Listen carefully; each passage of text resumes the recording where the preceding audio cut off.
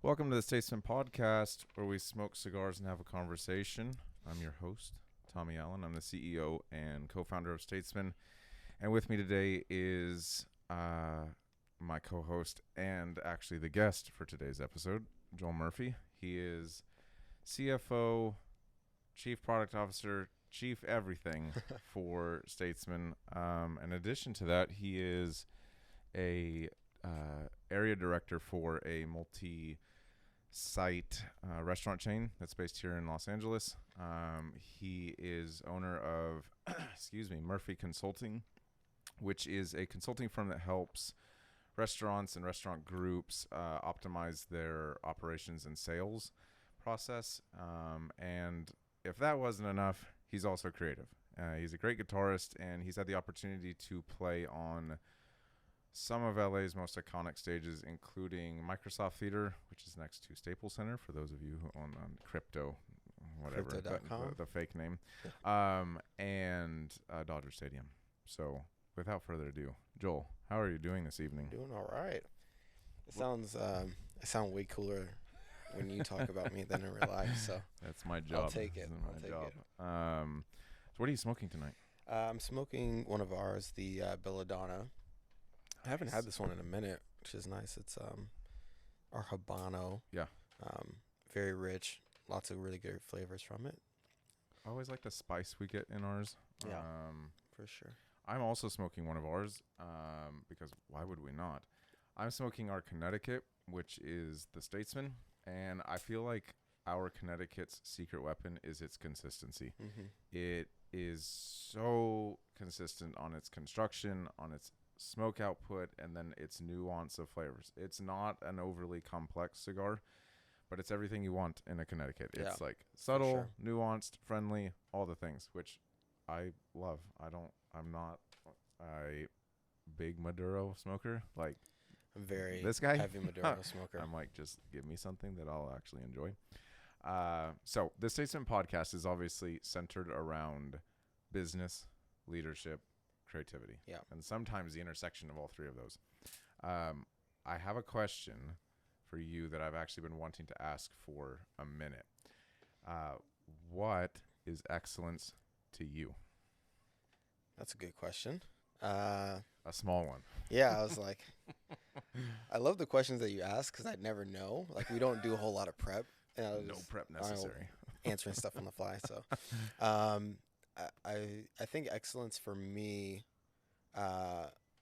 would be maximizing whatever you're asked to do with what is available to you or resource to you.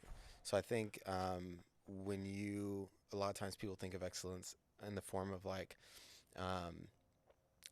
basketball players. They're, disciplined. They train for a long time. Yeah. They reach a certain level, like LeBron or, Anthony Edwards, or these guys that are, the top of the league, and that's considered excellent. And I think the frame for what most people consider excellence is just this peak of like perfection. Yeah. But I think being excellent is measurable. And I think that is something that you can say, hey, this is, the resources that I have. I did literally the best with what is in my hand to do. And that is a way to measure excellence on like a day-to-day, and you can see that being improved on. I think that's great. I think I agree. Most definitions of excellence, I feel like, often fall in the how do you say, like, doing what other people are not Right. willing to do. Yeah.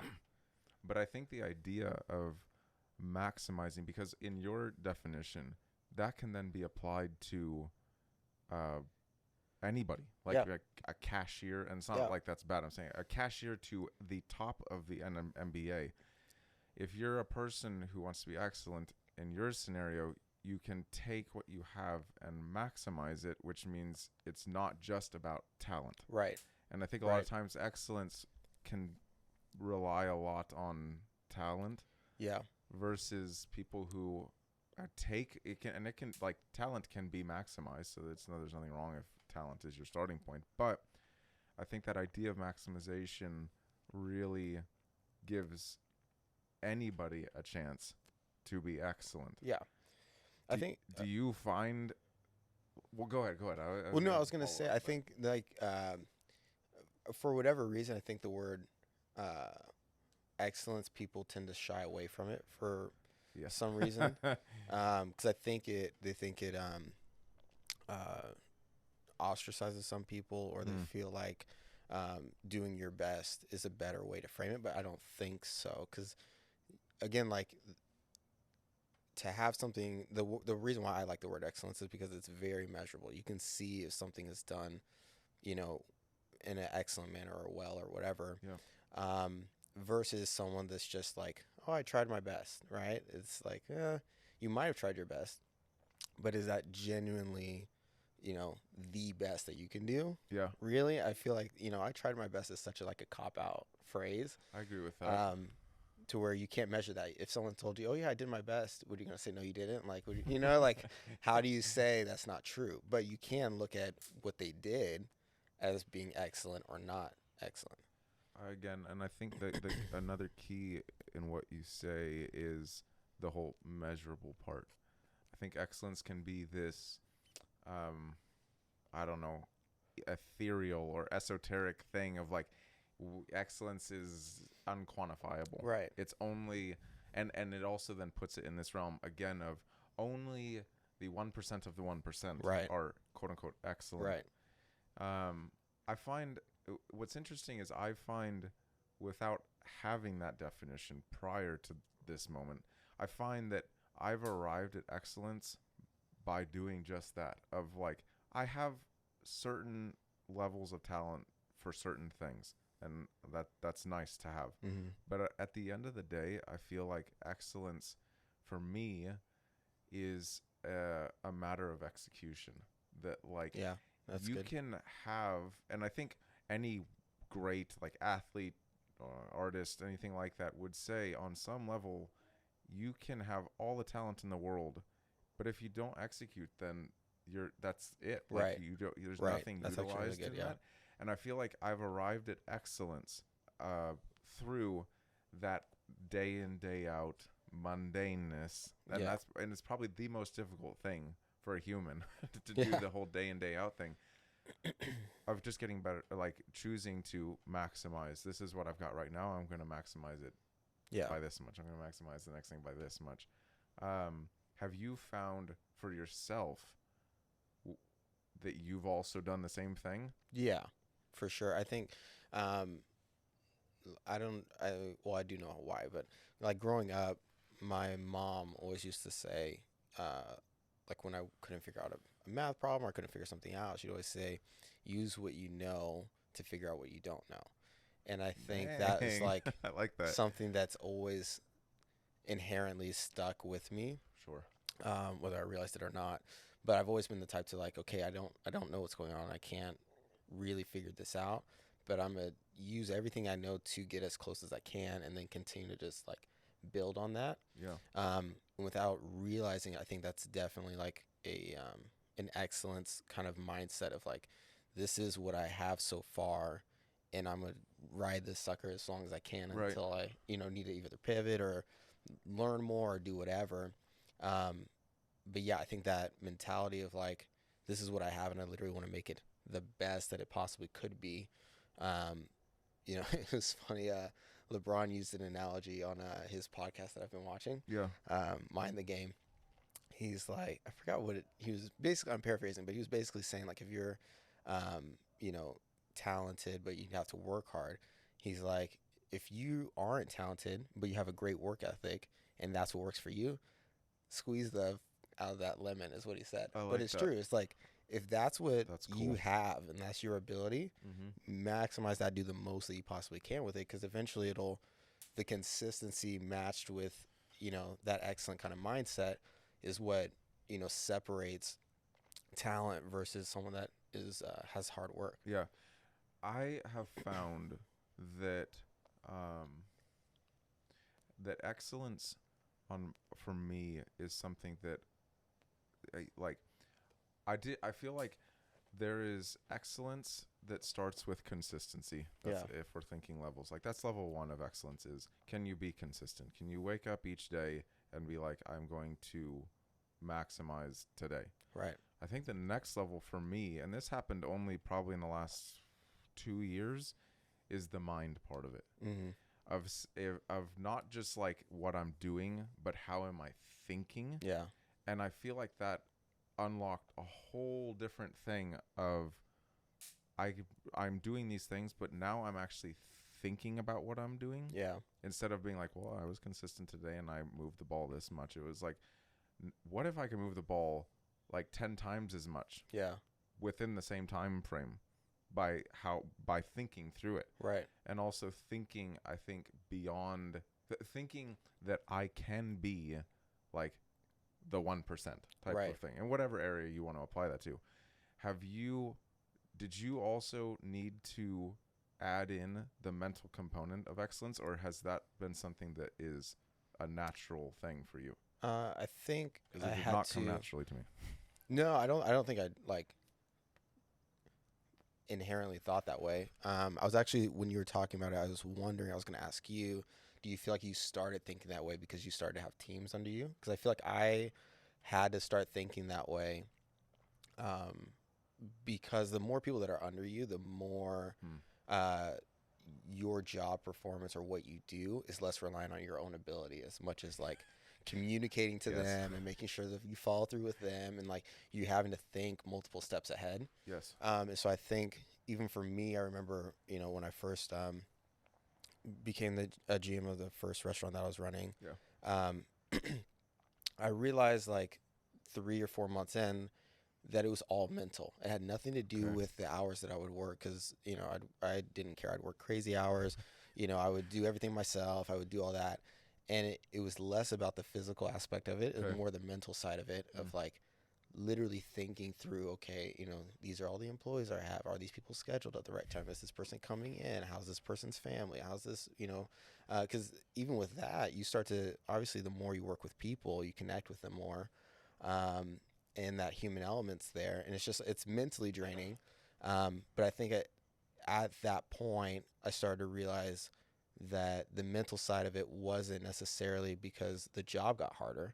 It was just because I had to think so many steps ahead because I had to, provide clarity to all these different people. That's where the mental kind of exhaustion kind of came in. I think that, yes, having teams under me has been a huge thing to shift that you have to start thinking versus, I could get away with just doing, like you were talking about. So I think that has been a big thing. I think also there's been, for me, a personal, which I would wager that a lot of people that are excellent have probably would be like, yes, like I did the same thing. I think there has to be some sort of personal ownership too. Like the mental part of excellence really kicked in like the management and ownership of my life. So as it relates to me, as it relates to my wife and kid, like these personal things, not just an external thing of like my work, but a thing of what am I doing to be excellent? Yeah. And how is that affecting the most like close thing to me, which is family and obviously then like probably business. Do you have that same thing of like, I have also gone to a mental place of excellence for myself and not just because I'm responsible for people? Yeah, for sure. I think, I don't know. I feel like me as a person kind of goes to a place in general where I'm not satisfied very often. I can identify with that. So I think when you start to experience like a certain level of like whether it's consistency at work or with family or things are going good, I think my mind switches to, okay, what's next? What do you need to do more? Like, is this too comfortable? Yeah. Like I don't like coasting. Sure. So I think in that you kind of find ways of like, okay, I need to continue to better myself to get to like the next level. I think one thing that is super important is just being very self-aware of what your weaknesses are and what you're working on and what will eventually like make you better. And the more you can kind of look in the mirror and be honest about that will help with that. But I mean, I think that mentality is a daily thing. I don't think you're ever gonna like tap out of like, yeah, I have an excellent mentality and like I've arrived, but like that idea of again, like back to like my earlier kind of like way of looking at it is like if you look at excellence today, it's gonna be different today versus next week versus next month versus next year. You know, I'm sure you agree that the expectation that's on you now is different than 2 years ago or 3 years ago. Yeah. So, you know, 5 years from now, that's going to change, and my mentality is going to have to get sharper and better, and you know, more efficient and all that. I think Yeah. you raise a really good point that I think a lot of people miss. That is a very simple thing, but it's overlooked, but it's also difficult to, I think, maintain. Maybe is the right word. The simple thing is, you have to set up some sort of framework for excellence. Yeah. Meaning, like you're talking about, what I'm doing right now is not what I'm going to be doing probably even a year from now. For sure, not for 5-10 years from now. In terms of level of responsibility, things I'm involved in, all of that type of stuff. But I've set up a framework that is applicable now and is applicable for those things. Yeah. I'm probably going to have to shift priorities and stuff like that, but the framework is there. I think that oftentimes people don't realize the power of, if you have a framework, like what are you setting up a framework for your daily life? Yeah. That allows you to account for all of your responsibilities, all of the things you're wanting to be involved in, all this type of stuff. If you have that foundation, like you can't build a building without a foundation. And I think most times people try building something without that foundation. They're just like, I'm going to do this. And you're like, but it's not sustainable because you don't have a framework for it. Right.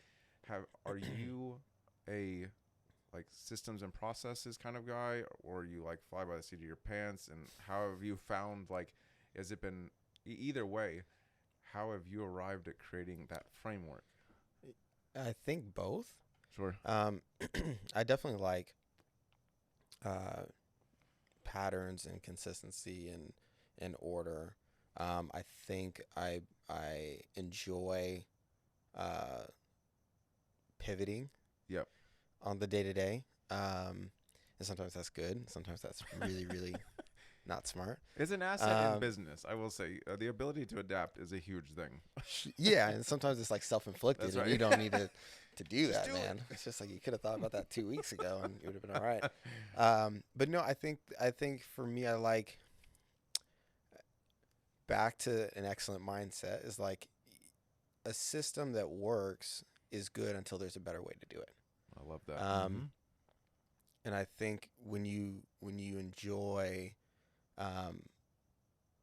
revisiting a system that's in place or re-looking at it or whatever, and finding a better way to do something, whether it's good or bad, you know, I think it lends to one, more opportunity because you're seeing something from a different angle, but two, it goes back to the idea of like, you know, I feel like excellence, and I don't know how else to describe it than like rebuilding or leveling up or increasing, like those terms go hand in hand with excellence because you're never really satisfied with how something is, and therefore you should be growing it and perfecting it. I think for me it's definitely a blend of both. I think you should always have systems in place and processes and things like that. But there is a bit of joy to, let's just test the water a little bit and see what happens, you know? Yeah. I think, you know, even in this conversation, I think excellence is a unicorn because it's a static and ever evolving thing. And what that means is, to me, it's what it is never changes. Meaning, if we go back to your original definition, we'll use that. So it's maximizing what you have, using what you have. That's what it is. That never changes. But how you achieve that is always changing. And I think that's a good way to put it, is like why I think any person that And it's funny, like in our culture, we have such a thing of how did you get to where you're at? And the reason that people can go on and say there's a million different ways to achieve excellence, Yeah. and then the byproducts of that is usually success or financial prosperity or whatever influence. The reason there's so many ways is because there is no one way to Right. excellence. Yeah. And I think that is probably as an encouragement to anyone that is wanting to be excellent, is you are probably going to find a way to be excellent for yourself. Right. It is not, you can, of course, like there are tools and stuff that you can pull from other people, but the method of excellence for you, how do I maximize what I have using what I have, is always going to be you. Like, meaning it's going to be relegated to you. Right. What do you think about that? I agree. You can disagree too. Like, I don't No, mind. I For agree. me, I that's think where I'm my only like thing I don't know how I feel about it is like when there's room for like this is, and maybe this isn't what you were communicating, it could be how I got it, but like when there's room for this is like good for you, you know, versus like like relating to the standard. Yeah. Because I agree I that think, no, like, there is like there is a definition to, I guess no, that's a good clarification point. Excellence is excellence. It is not, to circle back to your original thing, it is not I did my best. And what I mean by it's relegated to the person is you are going to find a method that works for you to maximize what you do. True. Yeah. Not that you get to just set the bar of what is. You don't get to set the bar. The bar is excellence. Yeah, I mean, I think that's the biggest problem with this kind of like just the age we're in. It's like everything's subjective, and it's like some things are and some things aren't. Like art is subjective, music is subjective, but you can see if something's done well regardless if you like the genre or not. Mm-hmm. Like, and that's where is interesting because you run into that in business, you run into that in like friendships, you run into that in church, you run into that in so many different places where the elephant in the room is telling someone this isn't good. And it's be like the truth sayer. It's like, you know, there's a way to say things, but if something isn't good, it's better to say it's not good and that actually benefit a person versus just like, well, your truth is your truth. It's like, what the hell does that even mean? Like 2 + 2 is 4, bro. It's not 5 just because you decide it's 5. And like, you know, I think that's the cool thing about excellence is like it is liberating in the sense that you can take whatever angle you want to get there, but it's still measurable. It's still, you're able to see if this was done in an excellent way or not. Was this sloppy? Was this, you know, thought through? Was this, you know, chair built well? You know, like I hate country music, but I can tell when a really good country guitar 100%. player is slaying. I can acknowledge that, right? Like I can acknowledge when a country song is good. I don't like country music, but I can acknowledge when something is done well and done properly. And I think that's should be the mentality behind excellence is like, you can, there's different ways to achieve it, but it is something that is, you know, measurable and recognizable from everybody. Yeah, I agree with that. No, I think that's a good clarification. You know, what got me thinking as you were talking is how do you apply, because you brought up the whole thing of there are subjective forms of things like art, or in our case, like our thing, music, because we're both involved with music. And how do you apply excellence to something that is subjective? Like art, or well, what do you mean? Like, I would say for our thing, like for our space, being in music, how do you how here's a more specific thing. How do you communicate with people in a subjective arena like music? Yeah. How do you communicate to people what excellence is? I think it has to be shown. I think there, it has to be clear. This is what is right. This is what is wrong, and this is why. Okay. because then it gets very, Up oh, well, to you just you. don't like that, or oh, you just don't like this, or oh, obviously, we both play in the Christian music space. Yep. Um, I think that's something that's been so beautiful about uh, my upbringing in church, as well as like being part of Hillsong specifically, where there was very much a difference between, me playing, since I was 10 at church, the church I went to previously, versus playing at Hillsong, Okay. where it was very clear of like, these are the songs we write, this is how we play, this is why, and there's a contrast, so you could clearly see this is what we do and this is why we do it, and this is a clear path, and this is, not a knock to anyone else, but it's just like, this is what happens when everybody does whatever they want. Sure. um and there's results to that. There 100%. are not just like tangible results, but spiritual results to something being done in a manner that is intentional. I think that's another thing with excellence. It's very intentional when something's done, in an excellent way, where you could tell, like, even with something as subjective as music, like being in a lot of those rooms when, either songs were written or parts were discussed or we were going through a set or whatever, everything was done on purpose and for a Right. reason. And that comes with an excellent mindset versus like, let's just wing it and figure it out. And there's spaces for that. Mhm. Like there's obviously spaces to flow or whatever. But I think it's very obvious when something is done intentionally. And I think that's how you can kind of tell the difference between something that's done excellent versus something that isn't in a creative space.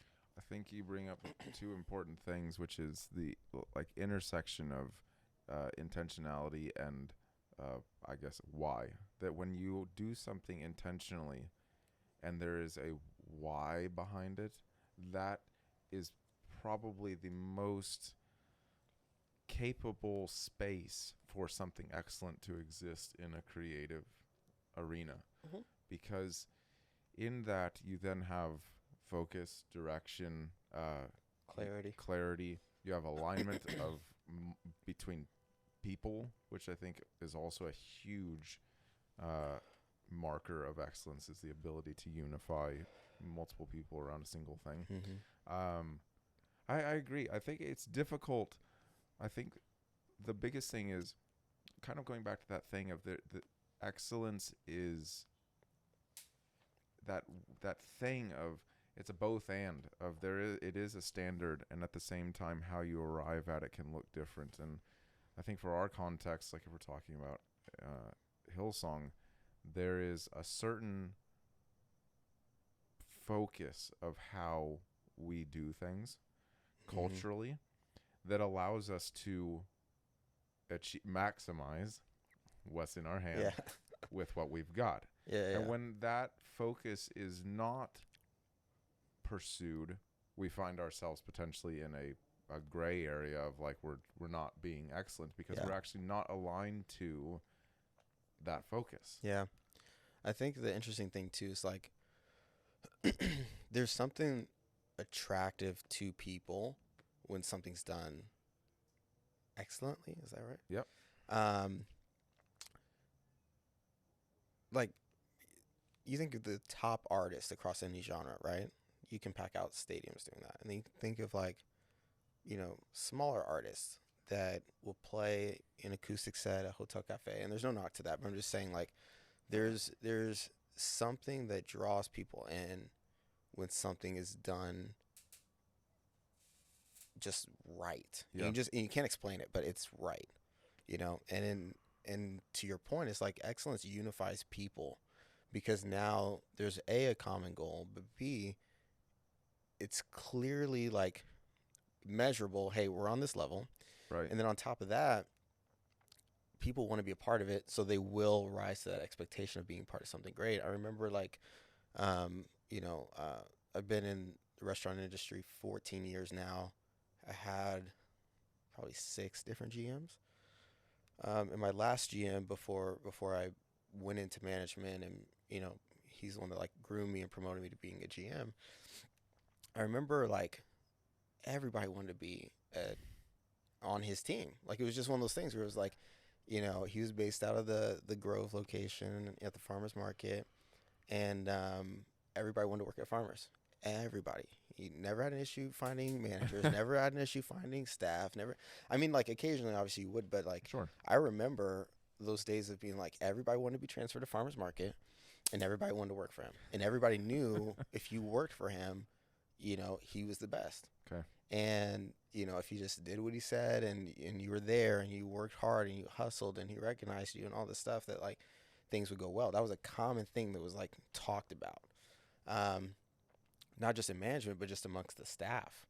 And it's kind of funny because he was like very picky, very strict about stuff, very like, this is the bar, and he was cool, like super chill for sure, like very even keeled and, composed. But there was 100% a bar, and it was very clear that he was the bar. And that was attractive to people to be like, I want to be on the winning team, Right. And I think when people feel like, some people, don't like that guy, or some people don't want to be around because it's too hard, or some people don't want to, you start to realize that it's the few that have that mentality, and it is not the majority. Like the majority of people want to be on a winning team and want to do something significant with their life, want to have a purpose, want to have these things. And it's the few that just want to be willy-nilly and do whatever they want, because ultimately it's just chaos. Yeah. But yeah, I think as like a leader in any space, having that mentality and expecting that of people only betters them, and elevates their life. What do you think is the one thing? So I would say the one thing, if I was telling someone, they're like, how do I start on the path to excellence? I would say be aware of your input. Whether that's from like what you read, what you listen to, who you're around, whatever. Be aware of your external, and even I guess it could also be internal, like how you think, all that type of stuff. Be careful of be aware of your input, and make sure your input is pushing you toward maximizing what you have with what you've got. Yeah. And it can be the same thing if it's the same thing, but what do you think would be for you if someone came to you that question of like, how do I start on that path to excellence? What's one thing that could kind of kickstart that? Yeah, it would be, I think, the same. I think, picking someone that's in a space that you respect, whether you know them or not, I think is kind of like the bar. And then surrounding yourself with people that can get you even a little bit closer to that is kind of the key. I remember like when I was like learning guitar, John Mayer was my favorite guitar player. Still is my favorite guitar player. Love that guy. Never met you, John, but one day I'll meet you. You can be on the podcast. But I mean, I always surrounded myself with players that were really freaking good. And did I ever get to that level? No, but it was always like pushing me to get to that level. Even with work, I always kind of surrounded myself with people that were older than me, but were just on a different like life trajectory than me. Sure. And I would kind of be like, okay, how did this person get to this level? How did this person get to that level? Where are they in it? And I think you start to, find these little milestones in your life that you want to achieve. And then once you start achieving, you start to realize, okay, this gets a little easier. This gets a little easier. But I think it definitely starts with the people that are in your circle, or even the people that you're looking up to. And definitely filtering. I set pretty early. Like if someone is, trying to give me advice or speak into my life or tell me I should do something or shouldn't do something, and I don't, like where their life is, I don't listen to it. It could be right, could be accurate information, but it's not worth trying to filter that. So being very picky about who, speaks into your life and what advice you take is super important. And then, just setting, those goals of what trajectory you want for your life. think it's important.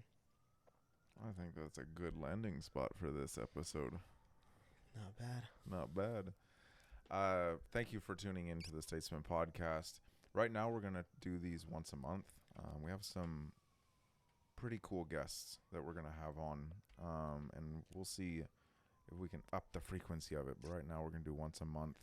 If you want Statesman cigars, you just have to go to statesmancigarco.com. We got 4 core lines, I should say. We have a Connecticut, a Habano, Maduro, and a Pigtail Maduro. And you can buy them direct online. We'll get them out to you guys, and they're bomb. They are bomb cigars. Really good. But thank you for tuning in, and we hope you guys have a great rest of your day, week, month, year, all the things. Peace.